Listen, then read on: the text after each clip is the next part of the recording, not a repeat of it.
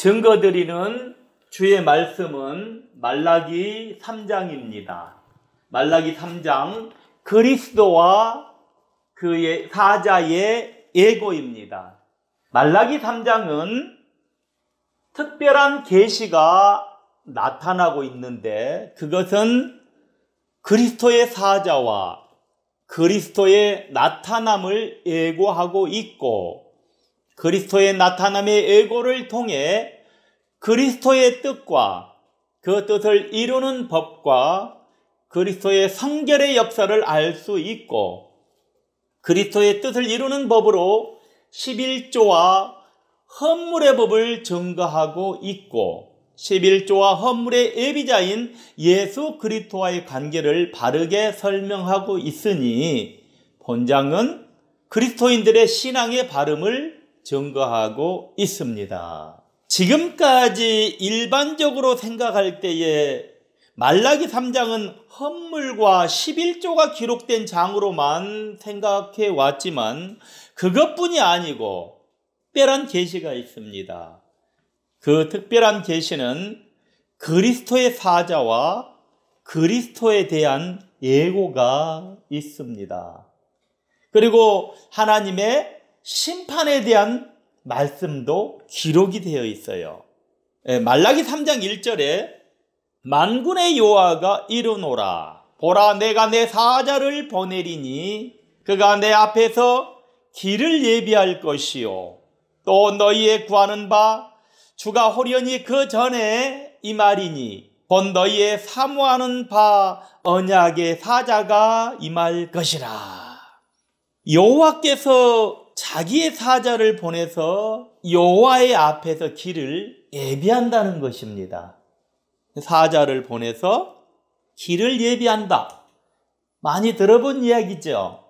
이 사자에 대해서는 복음서에 잘 나타나고 있습니다. 마태복음 3장 3절에 저는 선지자 이사야로 말씀하신 자라, 일러스되 광야에서 외치는 자의 소리가 있어 가로되 너희는 주의 길을 예비하라, 그의 첩경을 평탄케 하라 하였느니라.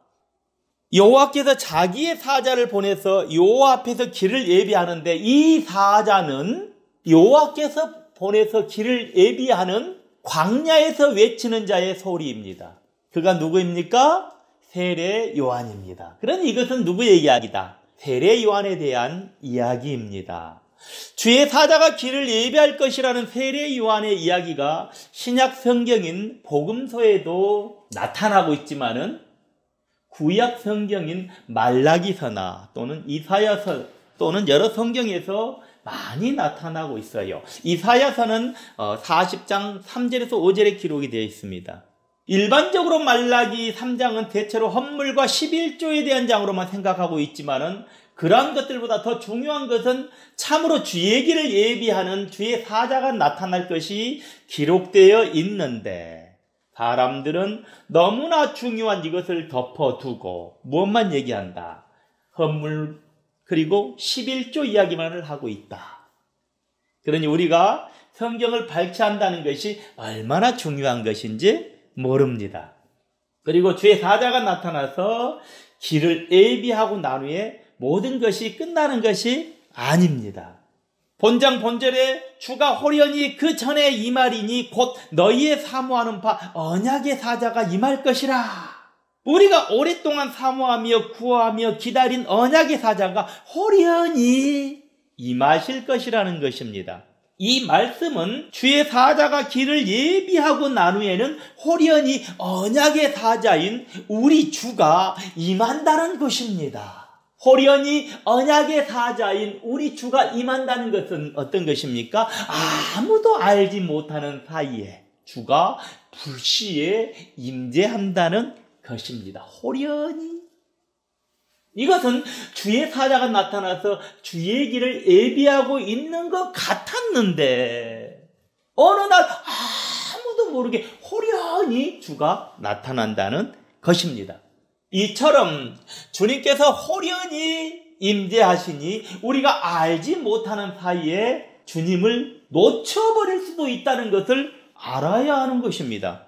우리가 주님을 놓쳐버리면 주님께서 호련히 언제 이 땅에 오셨다가 언제 가버리실지 모르는 것입니다.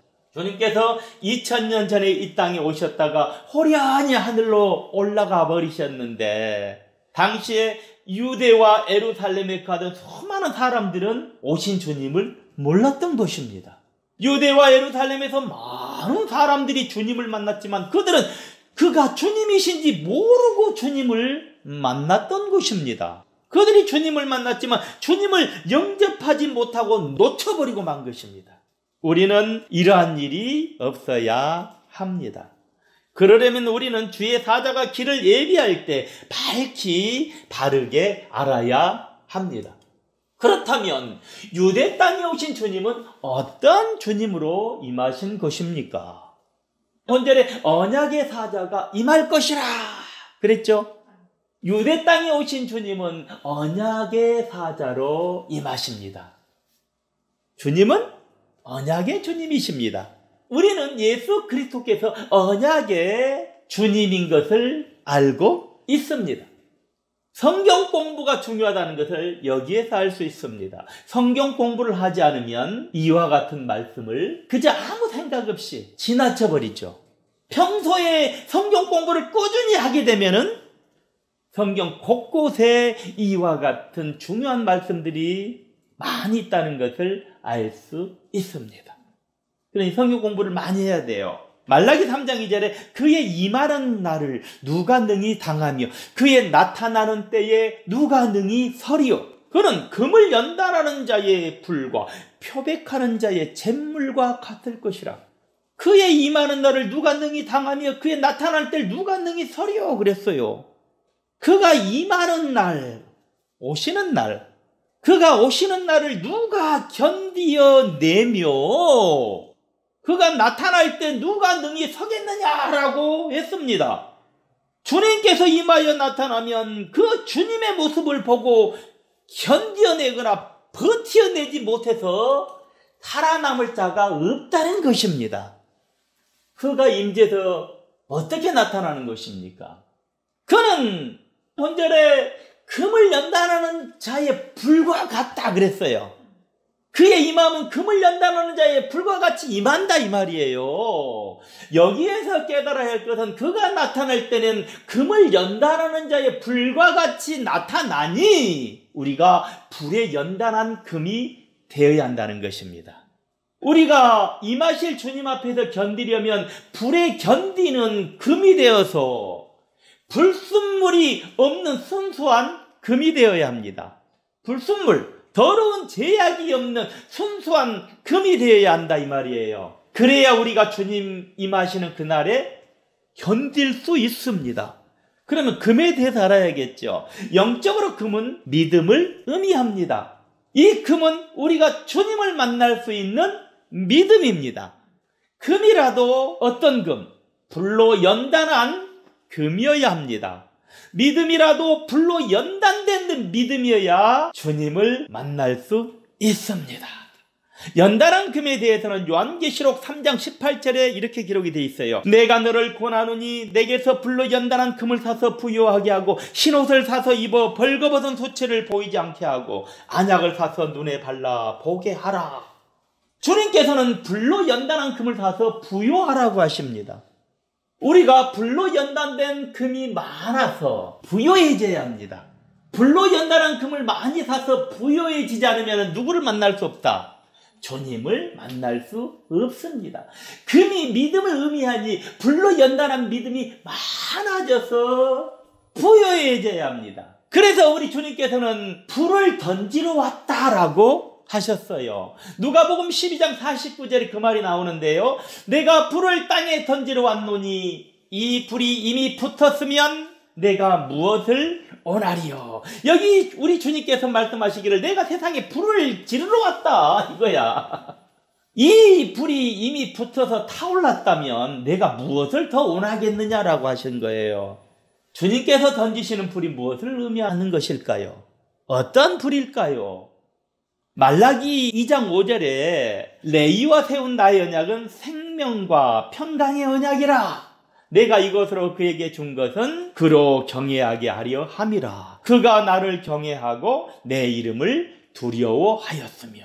여기 내위와 세운 나의 언약은 생명과 평강의 언약이라고 하셨습니다. 주님이 던지시는 불을 받는 자들은 생명과 평강의 언약을 받은 성결한 레인이 되어 생명과 평강의 언약을 받게 되는 것입니다. 말라기 2장 6절에 그 입에는 진리의 법이 있었고 그 입술에는 불의함이 없었으며 그가 화평과 정직한 중에서 나와 동행하며 많은 사람들을 돌이켜 죄악에서 떠나게 하였느니라. 여기 진리의 법이 있었고 불의함이 없었으며 화평과 정직 중에서 나와 동행하며 많은 사람을 돌이켜 죄악에서 떠나게 하였느니라 라고 했습니다. 주님께서 던지는 불을 받은 자들은 생명과 평강의 언약을 받은 자들인데 그들의 입에는 진리의 법이 있고 입술에는 불의함이 없고 화평과 정직한 중에서 주님과 동행하며 많은 사람들을 돌이키게 해서 죄악에서 떠나게 하는 것입니다. 요한계시록 1장 15절의 말씀에 불에 관련된 얘기예요. 불. 그의 발은 풀무에 단련한 빛난 주석 같고 그의 음성은 많은 물소리 같으며. 여기에서 그의 발은 풀무에 단련한 빛난 주석 같다고 했는데 이 발은 누구의 발입니까? 예수님의 발입니다. 그러니 예수님의 발은 불의 단련을 받았습니다. 불의 단련을 받았다. 예수님의 발은 불에 단련된 단단한 주석과 같이 되었습니다. 우리가 예수님을 닮아야겠지요. 우리가 이와 같은 예수님을 닮아야 돼요. 우리가 이와 같은 예수님을 닮으려면 우리의 발도 불에서 단련을 받아서 주석과 같이 되어야 합니다. 주님처럼 주석과 같은 발이 되어야 어디에 들어갈 수 있기 때문에 주님처럼 주석과 같은 발이 되어야 우리의 발이 거룩한 곳에 들어갈 수 있기 때문입니다. 그래서 출애굽기 3장 5절에는 하나님이 가라사대 이리로 가까이 하지 말라. 너의 선 곳은 거룩한 땅이니 내 발에서 신을 벗으라. 여기 하나님께서 모세에게 너의 선 곳은 거룩한 땅이니 신을 벗으라고 하십니다. 하나님이 계시는 거룩한 곳에서는 신을 벗어야 합니다. 하나님이 계시는 거룩한 곳에서는 신을 벗어야 한다는 이 말씀이 여호수아에도 기록이 되어 있습니다. 여호수아 5장 15절에 여호와의 군대 장관이 여호수아에게 이르되 내 발에서 신을 벗어라. 내 선 곳은 거룩하니라. 여호수아가 그대로 행하니라. 여기 여호와의 군대 장관이 여호수아에게도 신을 벗으라고 합니다. 여호와의 군대 장관이 여호수아의 발에 대하여 경고하고 있는데 이것은 하나님께서 여호수아의 발에 대해서 지금 경고하고 있는 모습, 그것입니다. 여호와의 군대 장관의 소리가 여호와의 소리예요. 그렇다면 왜 발에 대해서 경고를 하시는 것입니까? 그것은 하나님이 계시는 그곳은 어떤 곳이기 때문에 하나님이 계시는 그곳은 거룩한 곳이고 그 거룩한 곳에 들어가기 위해서는 더러운 신을 벗어야 하기에 더러운 신을 벗어서 발을 깨끗하게 하라고 경고하시는 것입니다. 일반적으로 사람들이 깨끗한 곳에 들어가기 위해서는 오물이 잔뜩 묻은 신발을 신고 들어갈 수 없는 것입니다. 하물며 우리가 하나님이 계시는 거룩한 곳에 들어가기 위해서는 더러운 오물이 잔뜩 묻은 신을 신고 들어갈 수는 없는 것입니다. 그러니 거룩한 곳에 들어가려면 신을 벗어서 더러움이 없는 발이 되어야 하는 것입니다. 신을 벗어서 더러움이 없는 발이 되려면 주님의 발처럼 요한계시록 1장 15절에 주님의 발처럼 불로 연단한 주석과 같은 발을 만들어야 하는 것입니다. 결론으로 발이 연단을 받지 않으면 거룩한 곳에 들어갈 수 없는 것입니다. 불로 연단된 주석과 같은 주님의 발처럼 우리의 발도 불로 연단하여 주석과 같은 발을 만들어야 비로소 거룩한 주님을 닮아가는 것입니다. 그러면 깨끗해져서 그 거룩한 곳에 들어갈 수 있는 것입니다. 불로 연단을 받아서 거룩해지는 것을 말라기 3장 2절에서는 잿물로 표현했어요. 본절에 그의 임하는 날, 그의 나타나는 때, 그의 임하는 날은 주님이신 예수 그리스도께서 임하는 날이고, 그의 나타나는 날은 주님이신 예수 그리스도께서 나타나는 날입니다. 그리고 본절에 그는 금을 연단하는 자의 불과 표백하는 자의 잿물과 같을 것이라. 그가 임하는 그날은 금을 연단하는 자의 불과 표백하는 자의 잿물과 같다고 했습니다. 이 잿물은 세탁하는 자가 씻는 데 사용하는 무엇과 같다? 비누와 같은 것입니다. 주님이신 예수 그리스도께서 임하셔서 나타나는 그날은 표백하는 자의 잿물과 같은 날로 더러운 죄악을 씻어내는 날인 것입니다. 그러니 주님께서 임하셔서 나타나시는 그날은 표백하는 자의 잿물과 같은 날로 더러운 죄악을 씻어내는 날인 것입니다. 표백하는 자. 세탁은 왜 합니까? 더러운 것을 씻어내는 거잖아요. 그래서 더러운 죄악을 씻어낸다. 무엇으로? 잿물로. 그렇다면 잿물을 어떻게 해야 얻을 수 있을까요? 잿물이라는 것은 나무나 이런 집을 태우면서 거기다 뭘 붓습니까? 물을 붓지요. 물을 부으면 거기서 흘러내리는 물이 잿물입니다. 이 잿물로 세탁을 하면 흰옷이 되는 것입니다. 그러니 옷을 시게 표백하기 위해서는 반드시 잿물이 만들어져야 하는데, 잿물을 만들기 위해서는 나무와 집과 물과 불이 필요한 것입니다. 여기에서 영적으로 나무는 인생을 의미하죠. 물은 말씀을 의미하죠. 표백한 흰옷은 성결을 의미합니다. 깨끗해졌으니까.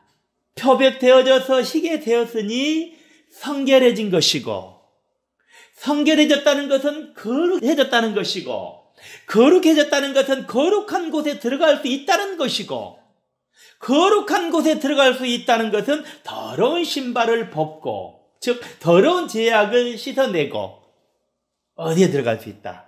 거룩한 곳에 들어갈 수 있다는 것입니다. 이렇게 해서 출애굽기 3장 5절에 모세에게 거룩한 땅에서 신을 벗으라고 하고, 여호수아 5장 15절에 여호수아에게 거룩한 곳에서 신을 벗으라고 한 이유가 나왔습니다. 옷을 시게 표백하기 위한 잿물을 만들기 위해서는 나무와 집과 불과 물이 필요한데, 여기에서는 특히 불에 대해서 확고하게 알아야 하는 것입니다. 불에 대해서 확고하게 모르면 그곳에 아무리 물을 부어도 완전한 잿물이 되지 않고 그냥 물만 흘러내리기만 할 뿐인 것입니다. 불은 인생을 태울 수 있는 불인데, 이 불에 연단이 되어 타서 재가 되어야 하는 것입니다.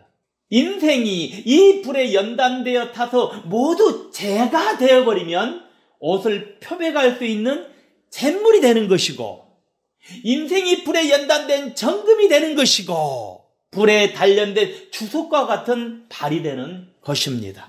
요한계시록 1장 14절에 그 머리와 털의 시기가 흰 양털 같고 눈 같으며 그의 눈은 불꽃 같고, 주님의 모습이지요. 주님은 머리와 털의 시기가 흰 양털 같아. 깨끗한 모습이에요. 아주 성결한 모습이죠. 그의 눈은 불꽃 같아. 주님의 눈은 불꽃 같아. 주님께서 불꽃 같은 눈으로 인생들을 감찰하고 있는 것입니다. 여기에서 기억해야 할 것이 있는데, 사람들이 성령을 받는 것을 불을 받는 것이라고 생각해 왔지만, 성령 받은 것은 불을 받는 것이 아닌 것입니다. 성경을 풀어보니 성령을 받는 자는 주님께서 불꽃 같은 눈으로 볼 때 바르게 서 있는 자였습니다. 이 사람이 성령 받은 사람이에요. 주님께서 바라볼 때 바르게 서 있는 사람. 이는 주께서 판단하실 때에 바르게 섰는가? 입니다. 그러니 주의 판단에 바르게 선 자가 불을 받은 자인 것입니다. 성령을 받았다 이 말이에요. 주님의 불꽃 같은 눈앞에 바로 서 있는 사람, 주의 판단에 바로 서 있는 사람만이 말씀을 받을 때마다 성결하게 되는 것입니다. 이런 사람만이. 우리가 주의 판단에 바로 서는 날까지 끝없이 불로 연단되어 불순물이 없는 정금이 되어 성결해져야 합니다. 불순물이 없는 정금이라는 것을 한마디로 압축하자면 그것은 인생들이 주의 판단에 바로 서는 날까지 성결해지는 것입니다. 정금의 믿음을 가지고 있다는 것은 주의 판단에 바로 서 있다는 것입니다. 당신은 정금의 믿음을 가지고 있습니까? 그렇다면 당신은 주의 판단에 바로 서 있는 자입니다. 주님께서 너희가 주의 판단에 바로 서 있는 천국과 같은 믿음을 가지고 있느냐라고 오늘 또 묻고 있는 것입니다. 불꽃 같은 눈으로 인생을 바라보시며 판단하시는 주님께서는 인생들에게 기준을 보시는 것입니다. 그 기준이 주의 판단에 바로 서 있는 사람. 이 말씀은 인생들이 주님의 기준에 바르게 서 있느냐?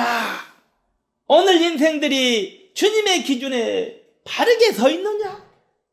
말라기서가 가르쳐주는 특별 계시의 결론은 주의 판단의 기준에 인생들이 바로 서 있느냐입니다. 이것은 불 이야기로 연단된 정금 이야기이며 불로 연단된 주석 이야기이며 불이 집에 들어가 잿물을 내서 표백하는 이야기이며 거룩한 곳에서 신을 벗는 이야기이며 불꽃 같은 주님이 눈앞에 바로 서 있는 이야기인 것입니다. 주님이 임하실 때는 금을 연단하는 자의 불과 같이 임하시는데 그 주님 앞에서 견디려면 불에 견디는 금이 되어서 불순물이 없는 순수한 정금이 되어야 합니다. 불순물, 더러움이나 제약이나 각종 여러 어두움이 없는 순수한 정금이 되어야 한다. 연단의 금은 부유한 자만이 얻을 수 있는데 부유한 자는 불로 연단을 받은 자입니다. 연단을 받은 자는 인생을 불로 재를 만들어서 물이 들어가 잿물이 나와 옷을 희게 해야 합니다. 인생은 집과 나무라고 그랬잖아요. 그러니까 인생, 집과 나무를 불로 그러면 재가 되겠죠? 재로 만들어서 이건 연단입니다. 물이 들어갑니다. 잿물이 나옵니다. 희게 됩니다. 재가 되어버린 인생에게 물이 들어가면 잿물이 나와야 하는데 이는 연단 후에 말씀이 들어가면 잿물이 나와야 옷을 희게 할 수 있는데 이것이 주님을 닮았다는 뜻인 것입니다. 어렵습니까? 표백하기 위한 잿물이 재에서 나오지 않으면은 연단받은 성도가 아닌 것입니다. 그러니 성도라면 잿물이 나와야 합니다. 물이 들어가면, 말씀이 들어가면 잿물이 나와야 되는 거예요. 그러면 깨끗해지겠죠. 잿물이 나와서 옷을 희게 해야 합니다. 희게 되었다는 것은 성도가 주님을 닮았다는 뜻인 것입니다. 주님이 머리와 털의 희기가 흰 양털 같다고 그랬잖아요. 그러니까 주님을 닮았다는 거예요. 주님을 닮는다는 것은 주님의 발이 풀무에 연단이 되어서 주석이 되었듯이 우리도 주님처럼 불에 연단되어서 주석과 같은 발이 되어야 주님을 닮은 것입니다. 발이 연단을 받아야 하는 것은 어디에 들어가기 위해서? 거룩한 곳에 들어가기 위해서. 우리가 거룩한 곳에 들어가기 위해서는 발에서 더러운 것을 제어하고 발에서 더러운 것을 제어하기 위해서는 신을 벗어야 합니다. 신을 벗기 위해서는 주님의 발처럼 우리의 발도 불로 연단을 받아서 주석과 같이 되어야 그 발이 불로 연단을 받아서 거룩한 곳에 들어갈 수 있는 것입니다. 발이 불로 연단을 받으면 어떻습니까? 더러움이 사라져서 성결하게 되는 것입니다. 이게 신을 벗는 거야. 더러움이 사라져서 성결하게 표백되게 하기 위해서는 우리에게서 잿물이 나와서 그 잿물로 인해서 옷이 희게 표백이 되는데 이것을 무엇이라고 말한다? 성결이라고 하는 것입니다. 성결은 거룩한 곳에 들어갈 수 있는 기준입니다. 그런 여기까지 성결이라는 기준이 나왔습니다. 성결한 자는 어떠한 자입니까? 주님께서는 인생들을 불꽃과 같은 눈으로 바라보시며 판단하시는데 불꽃과 같은 주님의 눈앞에 인생들이 바로 서 있다면 그는 성결한 자입니다. 주님의 기준에 바르게 서 있는 자가 성결한 자다. 결론이 주님의 눈에 인생들이 성결의 기준에 서 있느냐입니다. 이것이 답입니다. 창세기로부터 말라기까지 내용을 강의하면서 단 한 가지 결론이 나왔는데 그것은 주님의 기준에 서 있는가입니다. 주님께서는 인생들을 향하여서 너는 나의 기준에 서 있는가라고 하십니다. 이것이 구약 성경의 결과였습니다. 구약 성경이 끝없이 난해한 것 같고 거기에 가지가지 비유가 섞여 있는 이 성경을 풀고 또 풀어갔더니 끝이 이것이었습니다. 그것은 성결해지라는 것이었습니다. 그러니 성결이 기준이었습니다. 이것은 어느 개인의 기준이 아니라 주님의 기준이었습니다. 그러니 우리가 주님의 기준에 성결해져야 합니다.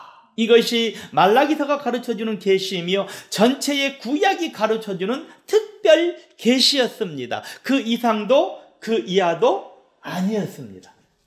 말라기 3장 3절 그가 은을 연단하여 깨끗게 하는 자같이 앉아서 레위 자손을 깨끗게 하되 금, 은같이 그들을 연단하리니 그들이 의로운 제물을 나 여호와께 드릴 것이라.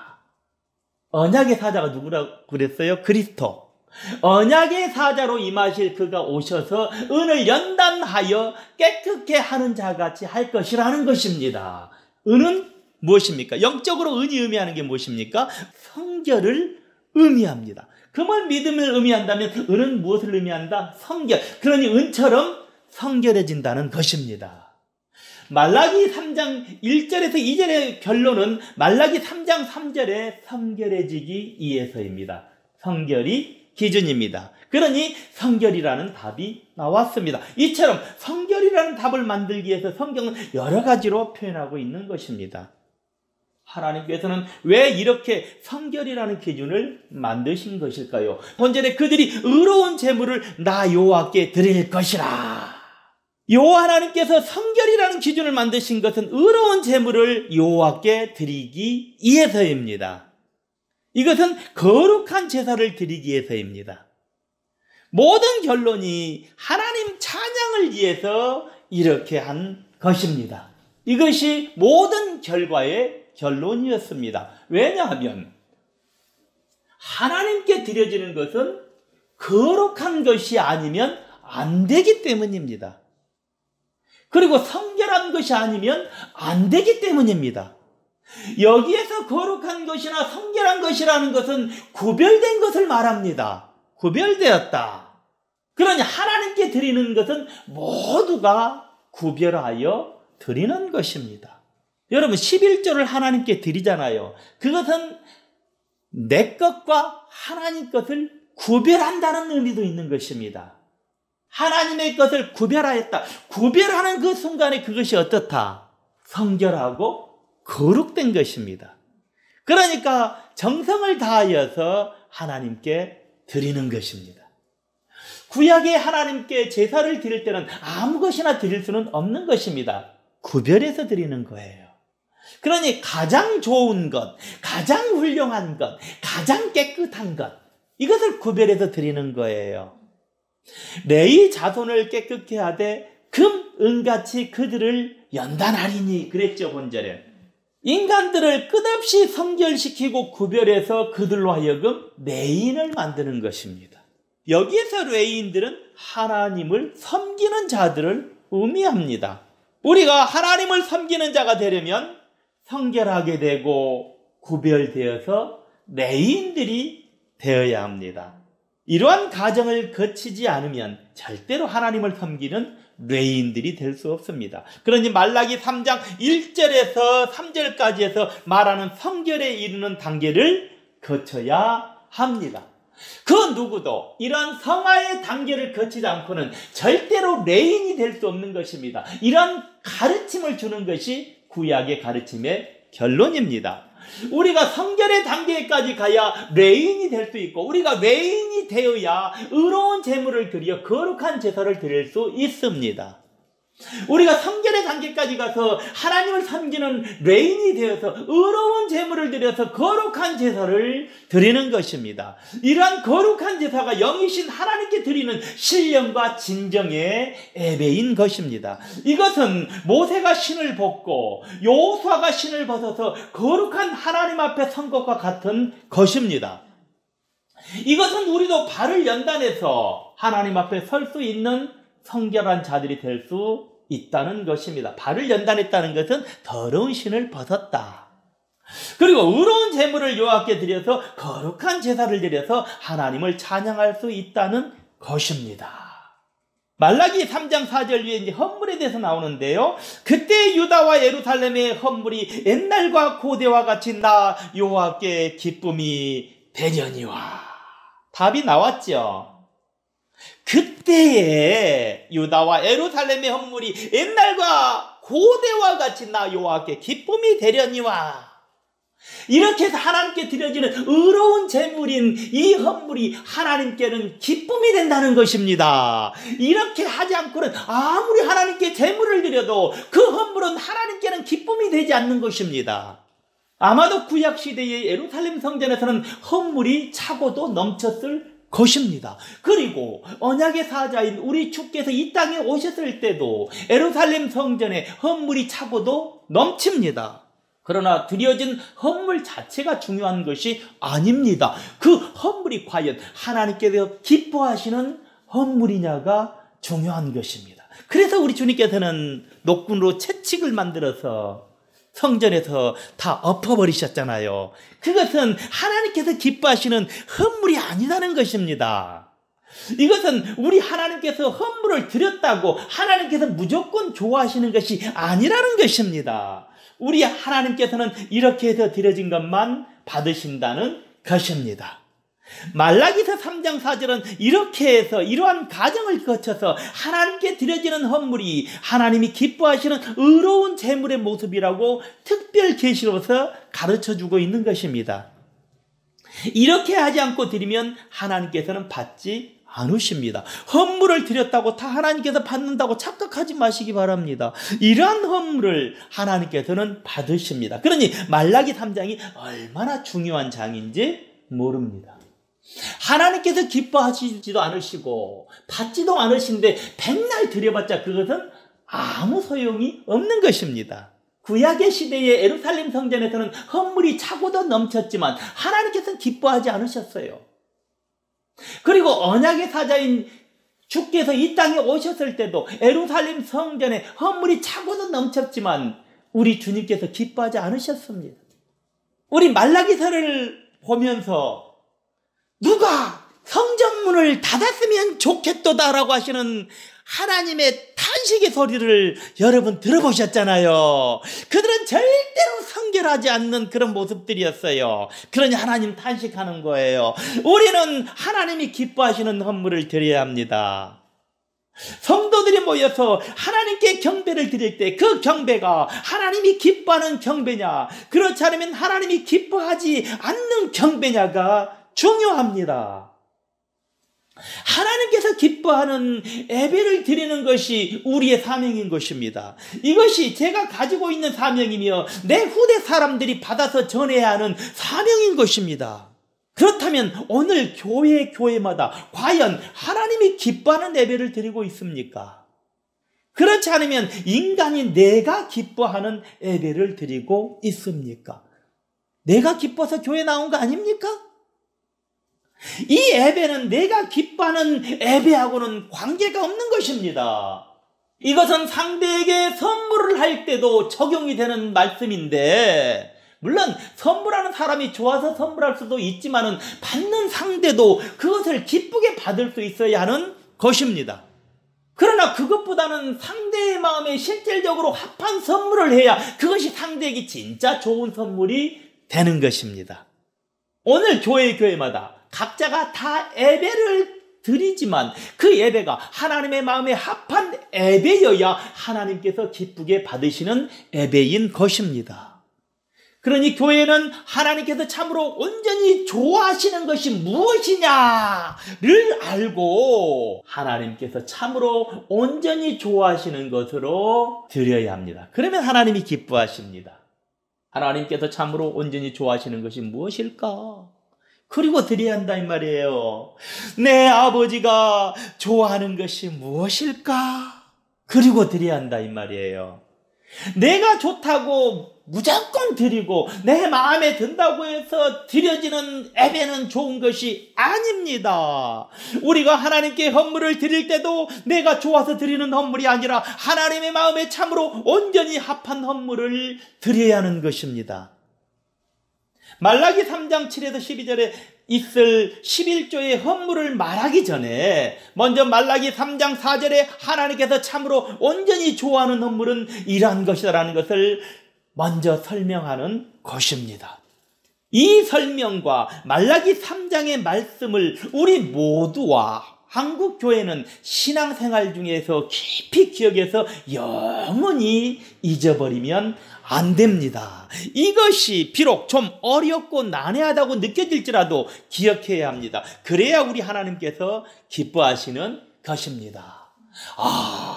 우리가 이렇게 하고 이것은 이렇게 해야만이 우리 하나님께서 기뻐하시는 것이다 라는 것을 기억해야 합니다. 이것은 우리가 다 알 수 있는 것이어서 결코 난해한 것이 아니에요. 마지막으로 결론의 답을 말씀드리자면 우리가 은과 같은 연단을 받아 성결하게 된 후에 거룩한 제사를 드릴 수 있다입니다. 이 말씀 안에는 지금까지 증거했던 불 이야기로 연단된 정금 이야기며 불로 연단된 주석 이야기며 불이 집에 들어가 잿물을 내서 표백하는 이야기며 거룩한 곳에서 신을 벗는 이야기들이며 불꽃 같은 주님이 눈앞에 바로 서 있는 이야기가 다 들어있습니다. 하나님께서는 이러한 과정을 거쳐서 은과 같은 연단을 받아 성결하게 된 후에 하나님께 거룩한 제사를 드릴 수 있다는 것을 증거하시고 난 후에 하시는 일이 있습니다. 그것은 무엇입니까? 심판입니다.